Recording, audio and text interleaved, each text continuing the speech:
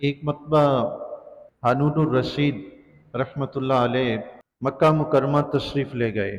وہاں عمرہ کرنا چاہا تو خانہ کعبہ کے طواف کے لیے گئے۔ طواف کرنے کے لیے وہاں مطاف میں جتنے لوگ موجود تھے ان سب کو وہاں سے ہٹا دیا گیا تاکہ خلیفہ امیر المومنین خلیفۃ المسلمین طواف کر لیں۔ سبھی لوگ ہٹ گئے لیکن ایک اعرابی تھا جو طواف کرنے میں مصروف رہا۔ خلیفہ ہارون الرشید نے دیکھا کہ وہ اعرابی طواف سے رکا نہیں، تو خلیفہ نے اپنے دربان کی طرف معنی خیز نگاہوں سے دیکھا۔ دربان سمجھ گیا کہ خلیفہ کا مقصد یہ ہے کہ میں اس اعرابی کو طواف سے روکوں۔ دربان آگے بڑھا، اس نے جا کر اعرابی سے کہا کہ تم دیکھتے نہیں کہ خلیفۃ المسلمین طواف کر رہے ہیں، تم رک جاؤ، جب وہ طواف کر لیں پھر تم طواف کر لینا۔ اس اعرابی نے کہا کہ یہ خانہ کعبہ بھی اور مسجد حرام بھی اللہ کا گھر ہے، یہاں امیر و غریب اور یہاں کے باسی اور پردیسی سب برابر ہوتے ہیں۔ دربان سن کر بڑا حیران ہوا، اسے غصہ بھی آیا۔ اس نے خلیفہ کو بتایا تو خلیفہ نے اسے خاموش رہنے کا اشارہ کیا۔ اعرابی نے بھی اپنا طواف مکمل کیا۔ خلیفہ ہارون الرشید نے بھی طواف کے دوران جب حجر اسود کو بوسہ دینے کے لیے آتے تو اعرابی آگے بڑھ کر خلیفہ سے پہلے حجر اسود کو بوسہ دے دیتے۔ طواف مکمل ہوا ہے، مقام ابراہیم پہ نوافل ادا کرنے کے لیے خلیفہ آگے بڑھا تو اعرابی نے اس سے پہلے آگے بڑھ کر مقام ابراہیم پر نفل ادا کر دیے۔ خلیفہ کو یہ بات بڑی ناگوار گزری۔ خلیفہ نے دیگر ارکان وغیرہ ادا کیے تو تمام ارکان سے فارغ ہونے کے بعد خلیفہ ہارون الرشید نے اپنے دربان سے کہا کہ اس اعرابی کو میرے پاس بلا کے لاؤ۔ دربان جب اس اعرابی کے پاس گیا جو خانہ کعبہ کے پاس بیٹھے ہوئے تھے، دربان نے جا کر کہا کہ امیر المومنین آپ کو بلا رہے ہیں۔ اس اعرابی نے کہا مجھے تو امیر المومنین سے کوئی کام نہیں، تو میں کیوں جاؤں؟ ان کو اگر کام ہے تو انہیں کہیں وہی آ جائیں۔ جن لوگوں میں خوف خدا ہوتا ہے نا جی، ان میں جرت بھی ایسی ہوتی ہے، وہ کوئی بادشاہ یا فقیر یا وزیر یا مشیر کچھ نہیں دیکھتے، دو ٹوک جواب دیتے ہیں۔ نے کہا خلیفہ کو اگر کام ہے تو وہ آ جائے، مجھے تو اس سے کوئی کام نہیں، تو میں اس کے پاس کیوں جاؤں؟ ظاہر ہے کوئی انسان کسی کے پاس جاتا ہے، کوئی غرض ہوتی ہے، کوئی مقصد ہوتا ہے تو انسان جاتا ہے، نہ مقصد ہی نہیں تو کیوں جائے گا کوئی؟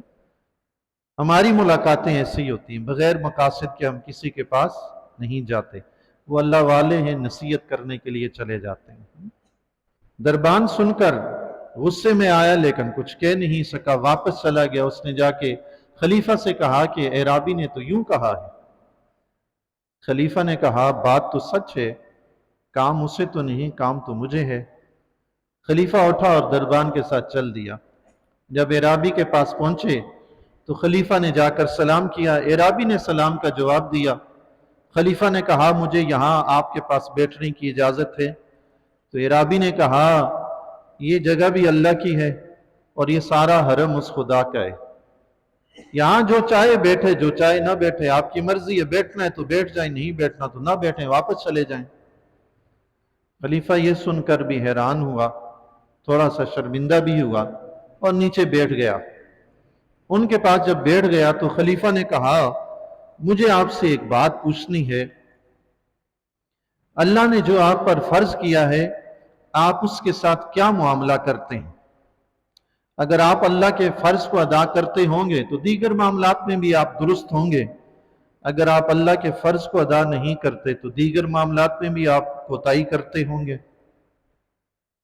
اعرابی نے کہا کہ تمہارا سوال کرنے کا مقصد کیا ہے؟ علم حاصل کرنا یا شرارت کرنا؟ سوال تم نے مجھ سے پوچھا ہے تو مقصد کیا ہے؟ پہلے اپنا مقصد بتاؤ۔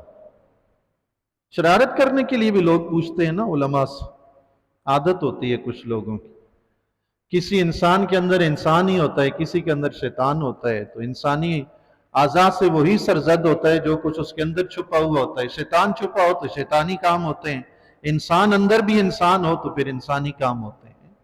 اس نے خلیفہ سے پوچھا سوال تو کیا ہے مگر پہلے یہ بتا علم حاصل کرنے کے لیے کیا ہے یا شرارت کے لیے؟ تو خلیفہ پریشان ہو گیا۔ اس نے کہا मैंने इल्म हासिल करने के लिए किया है। तो इराबी ने एक और ज़बरदस्त जवाब दिया। उसने कहा अगर इल्म हासिल करने के लिए किया है तो जिस तरह इल्म हासिल करने वाले सवाल करते हैं उस तरह करो। खलीफा वहां से उठा, इराबी के सामने दोजानों बैठ गया जैसे शागिर्द बैठता है। ये इल्म की कदर है जी, ये उनका तकब्बर नहीं है इराबी का, ये इल्म की कदर है। हम लोगों ने इसकी कदर छोड़ी है, इसलिए दुनिया में जलील और रुसवा हो रहे हैं। इराबी ने कहा अगर सवाल पूछना है तो उस तरह पूछो जिस तरह सवाल पूछने का हक है, जिस तरह सवाल पूछने वाले पूछते हैं वैसे पूछो। खलीफा अपनी जगह से उठा, इराबी के सामने दोजानों बैठ गया। उसने फिर सवाल किया कि मैं आपसे ये पूछ रहा हूं कि अल्लाह ने जो आप पर फर्ज किया है आप उसको अदा करते हैं या उसमें कोताही करते हैं, ताकि मुझे पता चले कि आप अगर फर्ज अदा करने में कामिल हैं तो दीगर मामलात में भी कामिल होंगे। तो इराबी ने कहा कि अल्लाह ने तो कसीर उमूर मुझ पर फर्ज किए, तुम किस फर्ज के मुतल्लिक पूछते हो?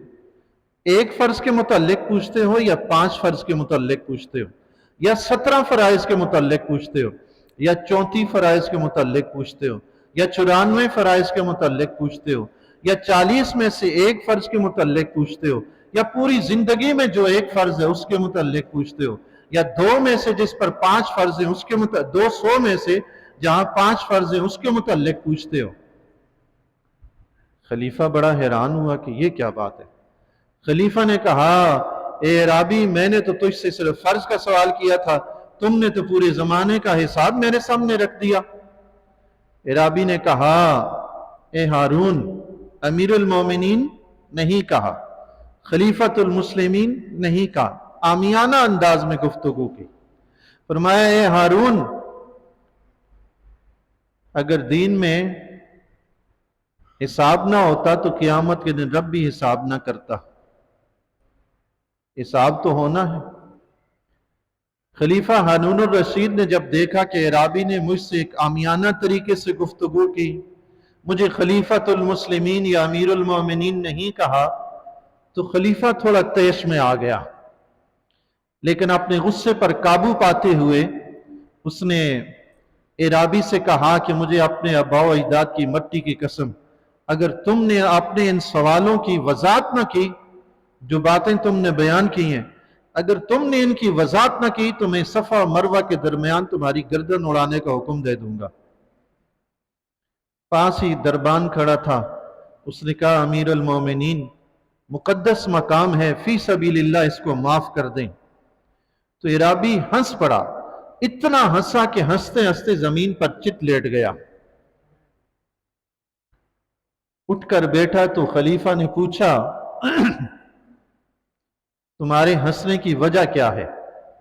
इराबी ने कहा कि तुम दोनों की बात ने मुझे हैरान कर दिया है। एक उसको बख्शवाने के दर पे है जिसकी बख्शिश होनी ही नहीं, जो यकीनी है, मौत यकीनी है, आगी तो टलनी नहीं है, और ये कह रहा है कि इसको बख्श दो। भला मौत को भी किसी ने बख्शवाया है? और एक बंदा वो है जो मौत वक्त मुकर्रर पर आती है, उसे लाने में जल्दी करने को तैयार है, हालांकि वो मौत अभी आई नहीं। तो तुम दोनों की बात पे मैं हंस रहा हूं, यानी ये तुम्हारे हाथ में नहीं है मौत कि तुम मुझे मौत दे दो। और ये भी बेवकूफ है जो ये समझ बैठा कि तुम्हारे हाथ में मौत है तो सिफारिश करने लग गया। मौत आ जाए तो कोई सिफारिश काम नहीं करती, इसलिए तुम दोनों की बात ने मुझे हैरान किया तो मैं हंस पड़ा। खलीफा ने कहा तुझे अल्लाह का वास्ता है, जो बातें तुमने बयान की उनकी वजाहत कर दो। उस इराबी ने कहा कि तुमने मुझसे फर्ज के मुतल्लिक पूछा था और मैंने तुम्हें बताया कि तुमने एक फर्ज के मुतल्लिक पूछा है, तो उस एक फर्ज से मुराद दीन इस्लाम है। मैंने तुम्हें कहा कि तुमने 5 फराइज के मुतल्लिक पूछा है, तो उस 5 फराइज से मुराद दिन की 5 नमाजें हैं। सुभान।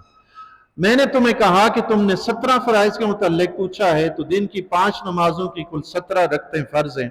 17 फराइज से मुराद मेरी वो थी। मैंने तुम्हें कहा कि तुमने 34 फराइज के मुतल्लिक पूछा है, तो 34 फराइज से मुराद इन 17 रकत की नमाजों के 34 सजदे हैं। और मैंने तुम्हें कहा कि 94 फराइज के मुतल्लिक पूछा है, तो वो नमाज की तकबीरात हैं। اور میں نے تمہیں کہا کہ 40 فرائض کے متعلق اس میں سے ایک کے متعلق پوچھا ہے کہ 40 میں سے ایک فرض ہوتا ہے، تو اس سے مراد 40 دینار ہیں جن پر ایک دینار فرض ہوتا ہے۔ اور میں نے کہا کہ تم نے زندگی بھر کے ایک فرض کے متعلق پوچھا ہے، تو وہ حج ہے جو زندگی میں ایک دفعہ فرض ہوتا ہے۔ سبحان اللہ۔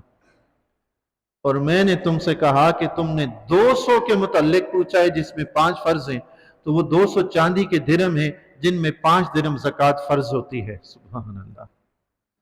خلیفہ سن کر بڑا حیران اور خوش ہوا۔ گفتگو ان کی لمبی ہے، اگلی گفتگو کی ہمیں ضرورت نہیں۔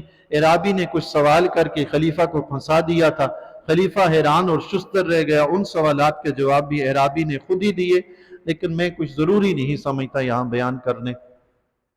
خلیفہ نے جب عرابی کی گفتگو سنی تو بڑا متاثر ہوا، اور اس نے عرض کی کہ حضور اگر آپ 10,000 درہم، اس نے کہا کہ 10,000 درہم پیش کیے جائیں۔ وہ درہم لائے گئے تو عرابی نے منع کر دیا کہ مجھے ان کی ضرورت نہیں ہے۔ خلیفہ نے کہا کہ اگر آپ مجھے اجازت دیں تو میں آپ کے لیے وظیفہ مقرر کر دوں جو ساری زندگی آپ کے لیے کافی رہے۔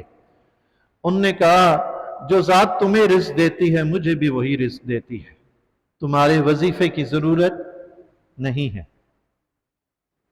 خلیفہ نے جب اتا پتہ پوچھا، معلومات حاصل کی کہ جس عرابی سے میں الجھ رہا ہوں وہ عرابی ہے کون، تو لوگوں نے بتایا اس عرابی کا نام موسیٰ رضا بن امام جعفر صادق بن محمد بن علی بن حسین بن علی ابن ابی طالب ہے۔ سبحان اللہ، سبحان اللہ۔ یہ ہمیشہ دیہاتیوں کے لباس میں ملبوس رہتے ہیں۔ سبحان اللہ۔ خلیفہ ادب سے اٹھا، ان کی پیشانی پہ دونوں آنکھوں کے درمیان بوسہ دیا اور چل دیا۔ اللہ والے کسی بادشاہ سے نہیں ڈرتے، تو اچھا نہیں ہے کہ بندہ اللہ والا بن جائے، ساری دنیا کی پریشانیوں سے جان ہی چھوٹ جائے۔ نہ کسی بادشاہ کا ڈر تو نہ کسی ظالم کا ڈر۔ اپنی دنیا میں انسان مست رہے، اللہ کے ساتھ لگاؤ لگائے رکھے۔ ایک مرتبہ خلیفہ ہارون الرشید، اس کے دربار میں اس کا اپنا ایک وزیر حضرت عبداللہ بن مشرف رحمۃ اللہ علیہ بیٹھے ہوئے تھے خلیفہ کے سامنے۔ ہارون الرشید سے انہوں نے پوچھا یا امیر المومنین، اگر کوئی شخص آئے آپ کے پاس اور وہ آ کر آپ سے یہ کہے کہ میرا ایک بھاگا ہوا غلام فرار ہو کر آپ کے پاس آ گیا ہے، تو کیا آپ آ گیا ہے اور وہ مجھے آپ واپس دے دیں، تو کیا آپ اس کا غلام اسے واپس دے دیں گے؟ امیر المومنین نے کہا ہاں کیوں نہیں، میں اس کا غلام اسے واپس دے دوں گا۔ تو عبداللہ بن مشرف رحمۃ اللہ علیہ فوراً بول پڑے کہ وہ غلام میں ہی ہوں جو اپنے پروردگار سے بھاگ کر آیا ہوں، میں چاہتا ہوں کہ آپ مجھے اپنے پروردگار کی خدمت کے لیے آزاد کر دیں۔ سبحان اللہ۔ وہ غلام بھاگا ہوا میں ہی ہوں جو دنیا میں الجھ کر رہ گیا ہوں۔ خلیفہ ہارون الرشید نے جب یہ بات سنی تو رو پڑا، اس کے ساتھ حاضرین بھی رو پڑے، اور خلیفہ نے کہا لوگوں یہ شخص نجات پا گیا۔ سبحان اللہ، یہ نجات پا گیا۔ خلیفہ نے کہا جاؤ عبداللہ، میری طرف سے تم جاؤ، اللہ کی عبادت میں مصروف ہو جاؤ۔ عبداللہ بن مشرف اٹھے اور مکہ کا رخت سفر باندھا۔ سفر کے دوران کسی زمین پر بیٹھے تو آرام کے لیے زمین پر ہی لیٹ گئے۔ سلطنت کی وزارت کو چھوڑ کر رب کی بارگاہ میں جا رہے ہیں۔ سبحان اللہ۔ وہ بندے جو دنیا کے اتنے بڑے مناصب کو ٹھکرا دیتے ہیں تو رب کریم پھر انہیں آخرت کے بڑے منصب دے دیتا ہے۔ سبحان اللہ۔ دنیا کے منصب کو ٹھکراتا ہے نا، رب اسے اپنے ہاں کوئی منصب دیتا ہے جو اس دنیا والے منصب سے کئی گنا بڑا ہوتا ہے۔ سبحان اللہ۔ راستے میں چلتے ہوئے زمین پر لیٹے تو حضرت سفیان ثوری رحمۃ اللہ علیہ کا گزر ہوا۔ بہت بڑے محدث ولی اللہ گزرے ہیں سفیان ثوری رحمۃ اللہ علیہ۔ آپ نے دیکھا کہ عبداللہ بن مشرف لیٹے ہیں اور ہوا سے مٹی اڑ اڑ کر، گرد و غبار اڑ کر ان کے اوپر پڑ رہا ہے۔ انہیں سلام کیا، اٹھے اور عبداللہ بن مشرف سے پوچھا اے عبداللہ تو نے وزارت چھوڑ کے کیا پایا؟ زمین پر لیٹے ہو، मट्टी में लिथड़े हुए हो, गर्दो गुबार से अटे हुए हो, तुमने वजारत छोड़ के क्या पाया? तो अब्दुल्ला बिन मुशर्रफ ने फरमाया, ए सुफियान, मैंने वजारत छोड़ के अल्लाह की रजा पाई है। सुभान अल्लाह। अल्लाह की रजा पाने के लिए बड़े बड़े मनसब ठुकराने पड़ते हैं, दुनिया को लात मारनी पड़ती है। फरमाया, मैंने वजारत छोड़ के अल्लाह की रजा पाई है जिसमें अभी मौजूद हूं। सुभान अल्लाह। बंदा अल्लाह के रास्ते पे खुलूस के साथ चल पड़े, यकीन जाने दिल इतना मुतमईन हो जाता है, जिंदगी इतनी पुरसुकून हो जाती है कि बयान से बाहर है। हजरत अब्दुल्ला बिन मुशर्रफ रहमतुल्लाह अलैह जब मक्कातुल मुकर्रमा में पहुंचे तो वहां के मशाइख आपका इस्तकबाल करने के लिए आए। सुभान अल्लाह। मशाइख आपका इस्तकबाल करने के लिए आए। आप रहमतुल्लाह ताला अलैहि जब खाना काबा के पास पहुंचे और पहली ही नजर जब खाना काबा पर पड़ी तो जोर से चीख मारी और वहीं जान दे दी। अल्लाह अल्लाह। रब से मोहब्बत हो तो ऐसी हो, उधर दुनिया छोड़ी उधर रब की बारगाह में कबूल। सुभान अल्लाह। जो खुलूस से उस परवरदिगार के रास्ते पे चलते हैं वो उन्हें अपने दामन रहमत में लेने में देर नहीं करता, फौरन ले लेता है। खलीफा हारून रशीद एक मरतबा मक्कातुल मुकर्रमा आए। फजल बिन रबी फरमाते हैं कि मैं उस वक्त मक्का में था, मुझे पता चला कि खलीफा हारून रशीद मेरे घर मुझे मिलने आ रहे हैं। वो फौरन उठे, घर से बाहर निकले, जाकर खलीफा का इस्तकबाल किया और अर्ज की कि हुजूर आपने क्यों तकलीफ फरमाई, मुझे पैगाम भेजा होता मैं आपकी खिदमत में हाजिर हो जाता। खलीफा ने कहा कि ए फजल बिन रबी, मुझे एक बड़ा मसला दरपेश है, यहां मक्का में कोई बड़े बुजुर्ग हों तो मुझे उनके पास ले चलो। फजल बिन रबी ने कहा कि हाँ, यहां सुफियान बिन उयैना है, चलो उनके पास चलते हैं। हज़रत सुफियान बिन उयैना रदी अल्लाह तआला अन्हु भी बड़े मुहद्दिस गुजरे हैं, औलिया किराम में शुमार होते हैं। खलीफा उनके पास गया, दरवाजे पे दस्तक दी, पूछा कौन? तो फजल बिन रबी ने कहा कि जल्दी से बाहर तशरीफ लाइए, खलीफा आपसे मिलने के लिए आए। तो सुफियान बिन उयैना रहमतुल्लाह अलैह फौरन बाहर निकल आए,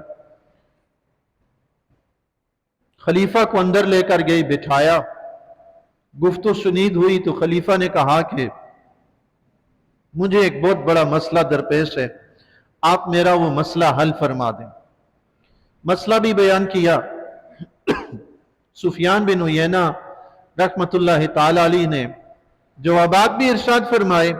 काफी देर गुफ्तगू के बाद खलीफा वहां से इजाजत लेकर उठे, बाहर निकलकर फजल बिन रबी से फरमाया, ए फजल, अभी दिल को इत्मीनान नहीं हुआ, किसी और के पास ले चलो।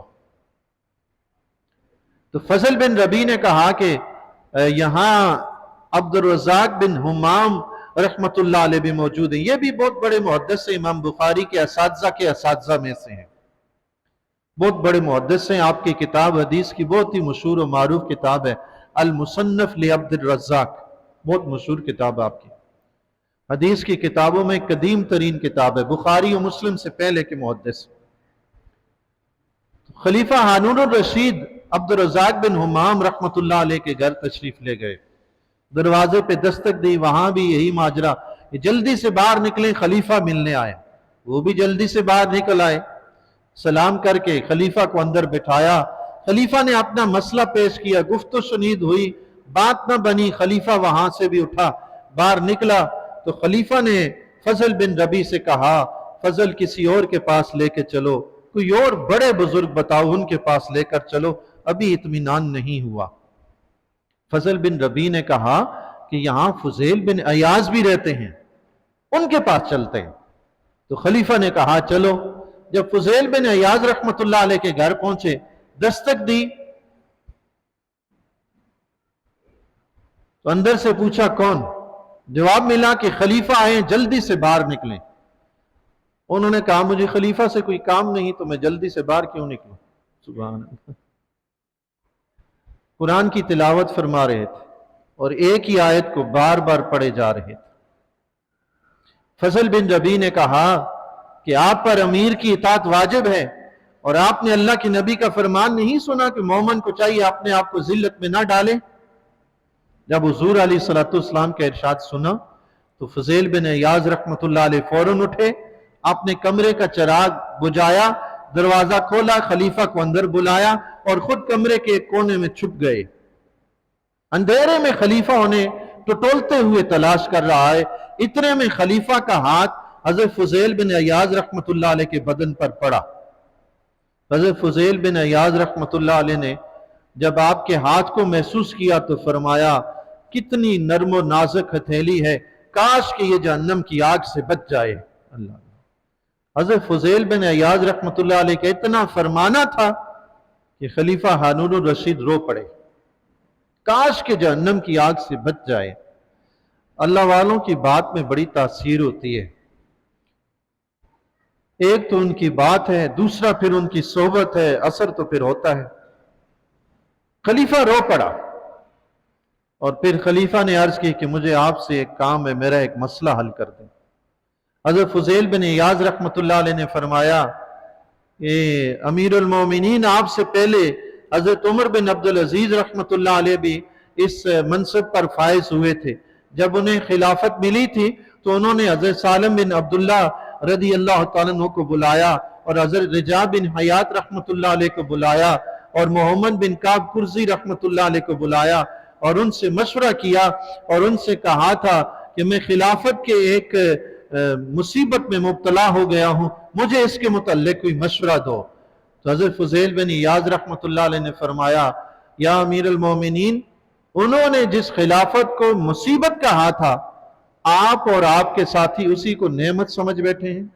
اللہ یہ سننا تھا، خلیفہ اور رو پڑا۔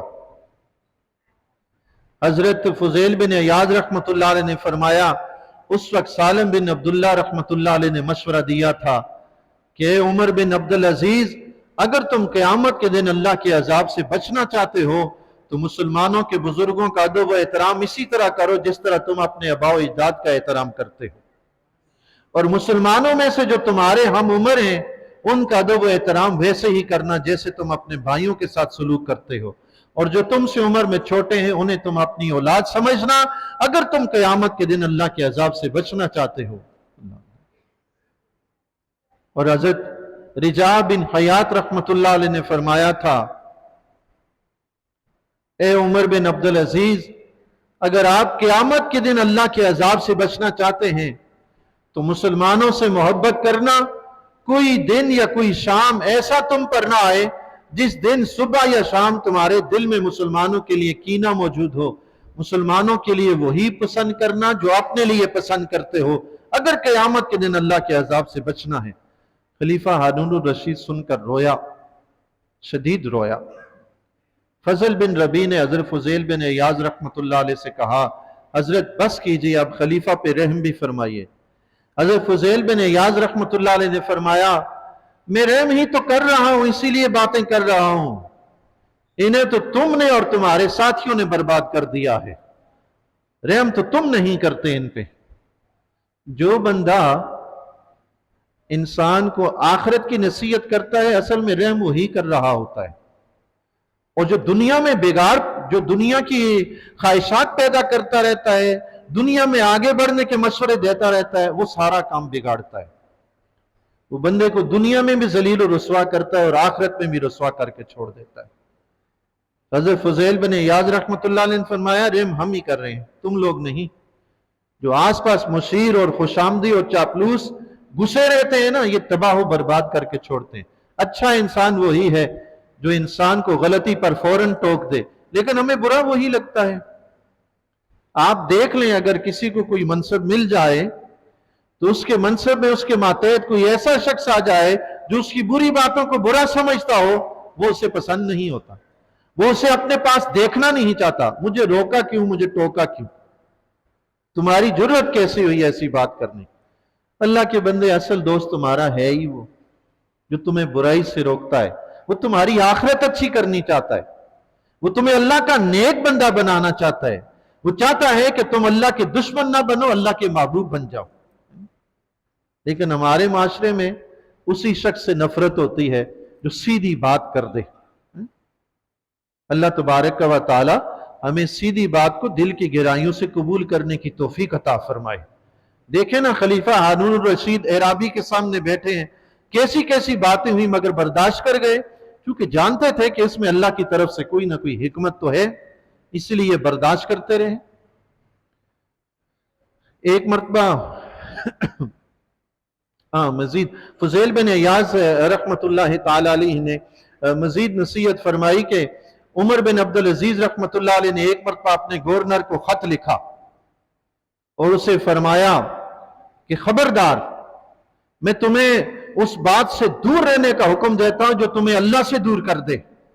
अगर तुम क़यामत के दिन अल्लाह के अजाब से बचना चाहते हो तो उन बातों से दूर रहना जो अल्लाह से गाफिल करती हैं, बंदे को अल्लाह से दूर करती हैं। गवर्नर ने जब खत पढ़ा तो उसी वक्त उमर बिन अब्दुल अजीज रहमतुल्लाह अलैहि की खिदमत में हाजिर हो गया। उमर बिन अब्दुल अजीज रहमतुल्लाह अलैहि ने पूछा कि अपना मनसब छोड़कर क्यों आ गए? उसने कहा, अमीर अल मोमिनीन, आपके खत ने मेरा दिल पारा पारा कर दिया है। अब आप मुझे कहीं का भी गवर्नर बनाए तो मुझे ये गवर्नरी कबूल नहीं है। जिसे भी अपने रब की पहचान नसीब होगी, आखिरत की मार्फत नसीब होगी, वो बंदा ऐसे ही दुनिया से भागने लगता है, हत्ता कि शाही को भी ठोकर मार देता है। इब्राहिम बिन अदम रहमतुल्लाह अलैह जैसी हस्तियां, कल 11वीं शरीफ की महफिल है इंशाअल्लाह। इब्राहिम बिन अदम रहमतुल्लाह अलैह का विसाल भी इसी महीने में, कल इंशाअल्लाह उनकी सीरत का जिक्र करेंगे बाद अज नमाज इशा। इब्राहिम बिन अदम रहमतुल्लाह अलैह जैसी हस्ती शाही को ठोकर मार के अल्लाह के रास्ते पे चल पड़े। हजरत मोयुद्दीन इब्न अरबी रहमतुल्लाह अलैह के मामू शाही को ठोकर मारी तो अल्लाह के रास्ते पे चल पड़े, फकीरी इख्तियार की। जिन्हें पता चल गया कि इस फकीरी के अंदर शाही से बड़ी शाही है, उन्होंने फकीरी को गले लगाया है। और जिनकी आंखों पे पट्टी है वो फकीरों पर भी एतराज ही करते रहते हैं कि ये कैसा है, ये वैसा है, ये क्या करता है, वो क्या करता है। खलीफा हारून रशीद ने हजरत फुजैल बिन अयाज रहमतुल्लाह अलैह की भी खिदमत करनी चाहिए। पूछा, अगर कोई कर्ज हो तो इरशाद फरमाए। फरमाया, कोई कर्ज नहीं। हाँ, फरमाया, अल्लाह का मुझ पर कर्ज है, लेकिन अभी उसने हिसाब नहीं लिया। जिस दिन उसने हिसाब लिया ना तो मुझे डर है कि मैं कहीं हलाक ना हो जाऊं। अल्लाह अल्लाह। खलीफा ने कहा, हजरत, मेरी मुराद अल्लाह का कर्ज नहीं है, बंदों का कर्ज है। फरमाया, अभी मुझे उसने भी ये भी हुक्म नहीं दिया। उसने तो फरमाया, वमा खलक़तुल जिन्न वल इंसा इल्ला लियअबुदून, बंदों को अपनी इबादत के लिए पैदा किया, लोगों से, बंदों से कर्ज लेने के लिए पैदा नहीं किया। खलीफा हारून रशीद ने 1000 दीनार पेश करने चाहे। फरमाया, मुझे इसकी जरूरत नहीं है, तुम्हें है, ले जाओ। अल्लाह अल्लाह। बहुत कोशिश की खलीफा हारून रशीद ने कि हज़रत फुज़ैल बिन इयाज़ रहमतुल्लाह अलैह उसका ये तोहफा 1000 दीनार का कबूल करें, मगर आपने बिल्कुल कबूल ना फरमाया, मना कर दिया। वक्त हो गया है। हज़रत बिनुल दनार रहमतुल्लाह अलैह ने एक बड़ी खूबसूरत नसीहत फरमाई थी खलीफा हारून रशीद को। जरूरत पड़ी तो अगले जुम्मे पे अर्ज कर दूंगा, नहीं तो फिर इंशाअल्लाह किसी बयान में अर्ज कर दूंगा। व आखिरु दावाना अनिल हम्दुलिल्लाहि रब्बिल आलमीन।